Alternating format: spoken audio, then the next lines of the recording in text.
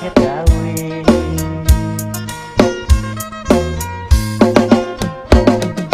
တွေ့မို့ဝေမို့ဒီတို့သလိုဖြူဝေပါလေ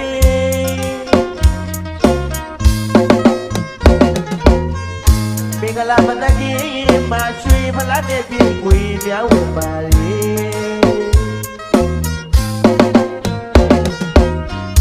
အေးလာပါအေးတဲ့အေးဒုက္ခဝေ